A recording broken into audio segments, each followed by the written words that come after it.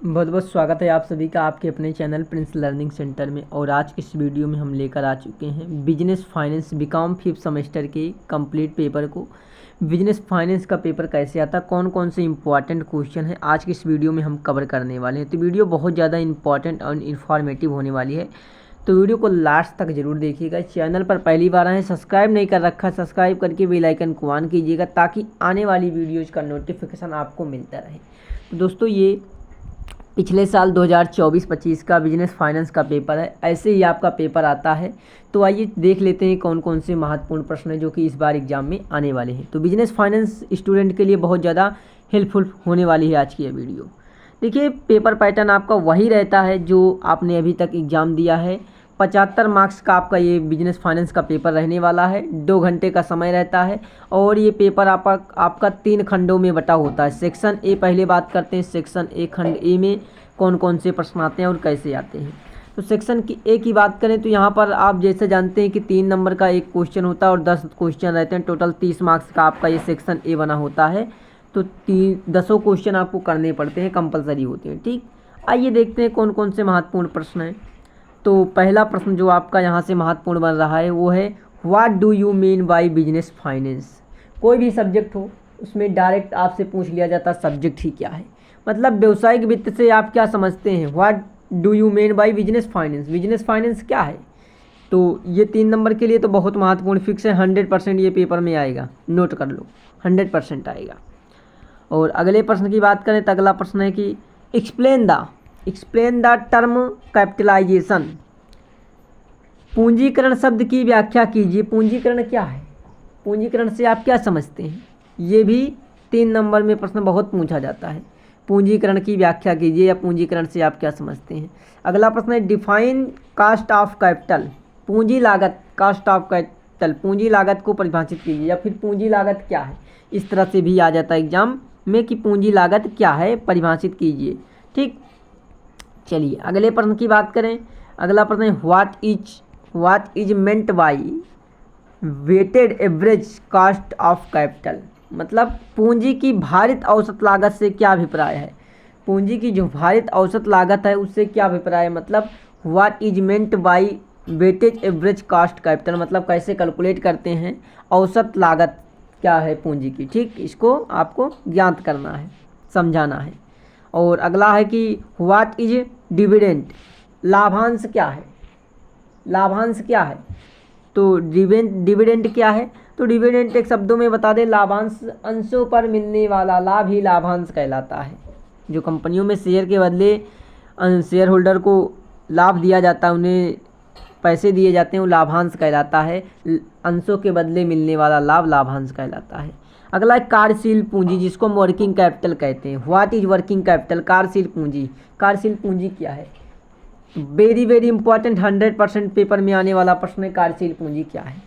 तो कार्यशील पूंजी, वर्किंग कैपिटल। वर्किंग कैपिटल की बात करें तो वर्किंग कैपिटल वह कैपिटल होती है जो कि व्यवसाय में करंट टाइम चलती है, जिससे व्यवसाय चलता है। करंट टाइम में जो पूंजी व्यवसाय में कार्यरत होती हैं, जिनसे कोई भी डेली के खर्चे कवर किए जाते हैं, वो आपकी करंट पूंजी कहलाती है या फिर वर्किंग कैपिटल कहलाती है, जो वर्क कर रही होती है। देखिए, व्यवसाय में पूंजी आपकी 2 प्रकार की होती हैं, एक होती है कि लॉन्ग टर्म, एक होती है शॉर्ट टर्म।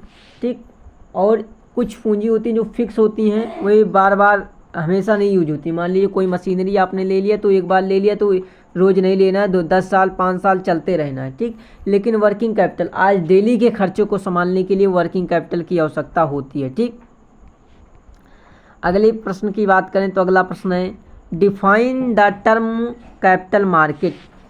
डिफाइन करना term of the capital market. पूंजीगत बाजार शब्द को परिभाषित कीजिए। पूंजीगत बाजार क्या होता है, पूंजीगत बाजार को परिभाषित कीजिए। अगला प्रश्न है, what is stock exchange. Stock exchange क्या है, स्टॉक एक्सचेंज क्या है। सेबी, जिसको हम कहते हैं stock exchange board of ministry. ठीक, तो यहाँ पर स्टॉक एक्सचेंज की बात हो रही है। तो स्टॉक एक्सचेंज क्या है, इंपॉर्टेंट क्वेश्चन है, कई बार पेपर में आ चुका है। ठीक, स्टॉक एक्सचेंज। अगले प्रश्न की बात करें तो अगला प्रश्न है, what is meant by preference share. What is meant by preference share, 100% mark कर लो।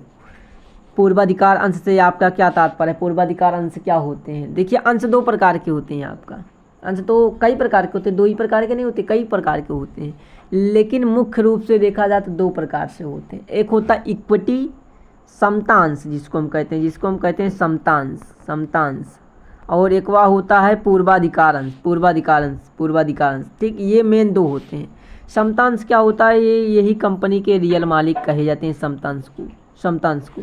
ठीक, लेकिन पूर्वाधिकार भी मालिक होते हैं, लेकिन इनका अधिकार फिक्स होता है, इनका अधिकार पूर्व निर्धारित रहता है, इनको लाभांश पहले दिया जाता है, कुछ इनको अलग से अथॉरिटी मिली होती है समतांशधारियों के अलावा। ठीक, तो ये पूर्वाधिकार अंश होता है। वेरी इंपॉर्टेंट क्वेश्चन है, तैयार जरूर करना है। ठीक, अगला है कि व्हाट इज रिटेन्ड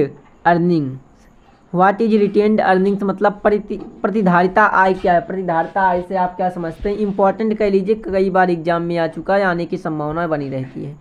प्रतिधारिता आय क्या होती है, और यहीं पे आपका सेक्शन ए समाप्त होता है और स्टार्ट होता है आपका सेक्शन बी। सेक्शन बी की बात करें तो सेक्शन बी में आप जैसा जानते हैं कि 6 क्वेश्चन होते हैं और प्रत्येक क्वेश्चन का अंक 6 होता है और टोटल 24 अंक होते हैं, लेकिन यहाँ पर 4 ही क्वेश्चन आपको अटेम्प्ट करने होते हैं। 6 क्वेश्चन तो दिया गया होता है, लेकिन 4 क्वेश्चन अटेम्प्ट करके 6 नंबर से आप 24 नंबर यहाँ से बड़े अच्छे तरीके से कवर कर सकते हैं सेक्शन बी से। आइए देखते हैं सेक्शन बी में कौन कौन से इंपॉर्टेंट प्रश्न हैं आपके हिसाब से लिए। तो यहाँ पर पहला प्रश्न है, देखिए, है discuss the modern approach of financial functions. Discuss the modern approach मतलब वित्तीय कार्यों की आधुनिक विचारधारा का वर्णन कीजिए। वित्तीय कार्य जो हैं उनकी आधुनिक विचारधारा क्या है, आधुनिक मॉडर्न अप्रोच क्या है, उसका वर्णन करना है। तो यहाँ से इम्पोर्टेंट कर लीजिए, क्योंकि आधुनिक मॉडर्न अप्रोच क्या है आपको ये एक्सप्लेन करना है, ये बहुत ज़्यादा प्रश्न आता है। ठीक, और अगला है कि distinguish between under capitalisation and over capitalisation. Under capitalisation, over capitalisation, ये 2 शब्द आप सुन रहे होंगे, इन दोनों को आप डायरेक्ट मार्क कर लीजिए। Under capitalisation and over capitalisation 3 number में डायरेक्ट पूछ लिया जाता है। अंडर कैपिटलाइजेशन क्या है, ओवर कैपिटलाइजेशन क्या है, what is the under capitalisation, discuss the over capitalisation, ऐसे प्रश्न पूछा जाता है 3 नंबर में। लेकिन लॉन्ग में पूछता है तो आपको दोनों में अंतर पूछ लिया, डिफरेंस पूछ लिया। तो अल्प पूंजीकरण तथा अति पूंजीकरण के मध्य अंतर स्पष्ट कीजिए। अल्प पूंजीकरण क्या होता है, अति पूंजीकरण क्या होता है, दोनों में अंतर एक्सप्लेन करना है। अगला प्रश्न की बात करें, अगला प्रश्न है explain the method of calculating cost of डेब्ट capital. Explain the method of calculating cost of डेब्ट कैपिटल। ऋण पूंजी की लागत की गणना करने की विधि का व्याख्या कीजिए। ऋण पूंजी की गणना हम कैसे करते हैं, जो हम डिवेंचर इशू करते हैं उसमें डिवेंचर में पूंजी की गणना हम कैसे करते हैं, ऋण पूंजी जो होती है उसकी गणना कैसे करते हैं, उसकी विधि क्या है, आप उसको एक्सप्लेन कीजिए। वेरी इंपॉर्टेंट कह लीजिए, यहाँ से न्यूमेरिकल भी बन जाता है, तो न्यूमेरिकल भी आपको ध्यान में रख लेना है। ठीक, और अगले प्रश्न की बात करें, अगला प्रश्न है कि explain the importance of capital budgeting.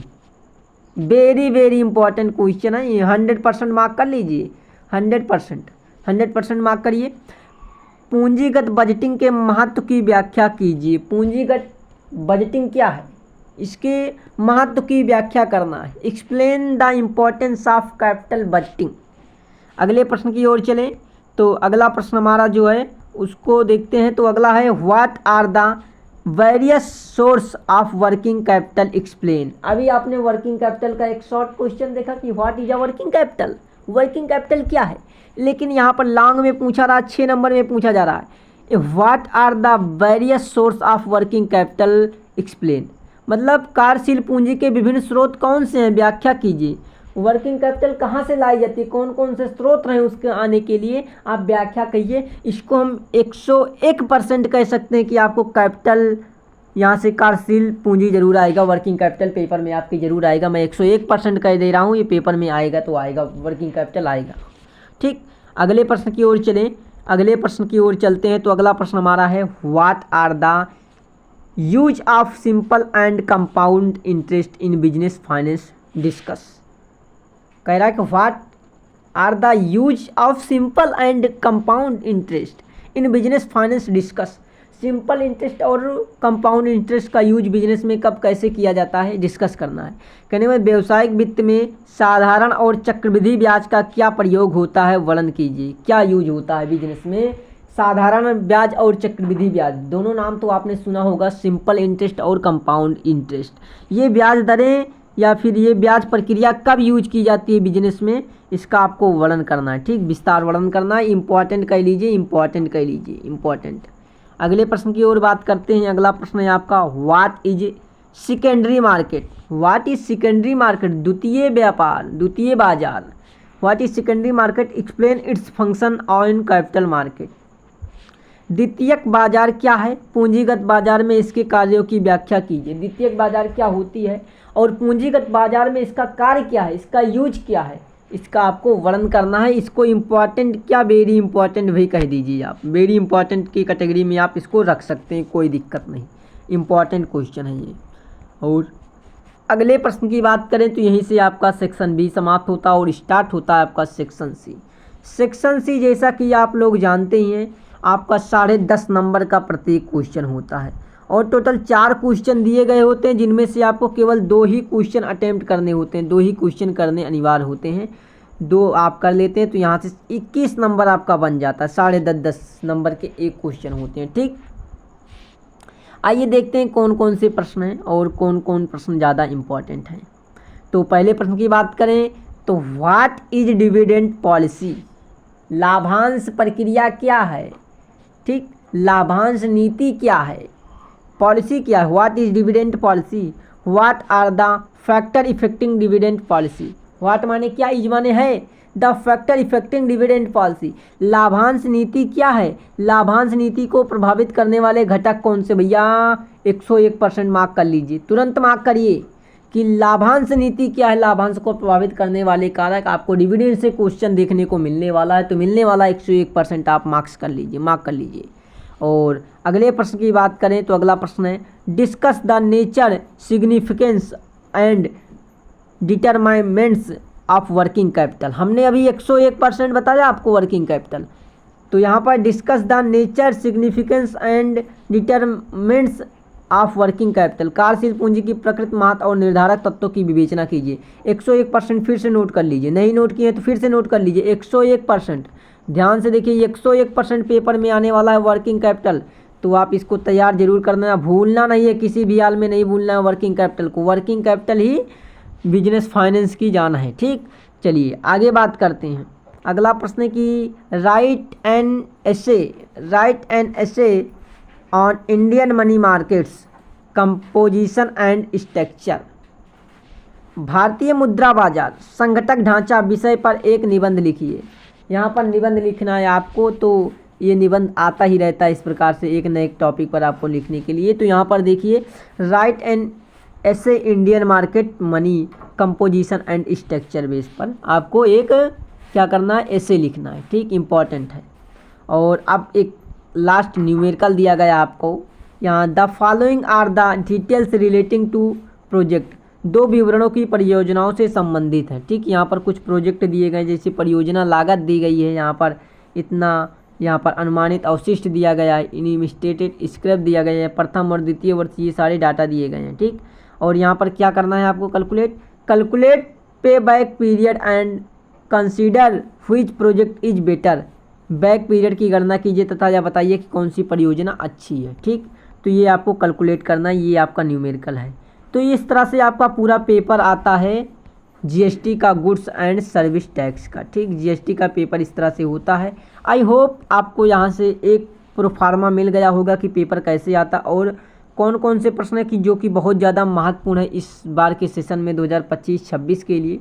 तो हमने जो इतने सारे प्रश्न बताए, ये सारे प्रश्न बहुत ही महत्वपूर्ण है और ऐसे ही आपका पेपर आता है। तो वीडियो पसंद आई हो तो वीडियो को लाइक शेयर जरूर कीजिएगा। चैनल पर पहली बार आए, सब्सक्राइब नहीं कर रखा तो चैनल को अभी सब्सक्राइब कर लीजिएगा और बेल आइकन को ऑन करके रखिएगा, ताकि जैसे नेक्स्ट वीडियो आती है आप सभी को इन्फॉर्मेशन मिल सके। मिलते हैं नेक्स्ट वीडियो में, तब तक के लिए आप सभी को थैंक यू।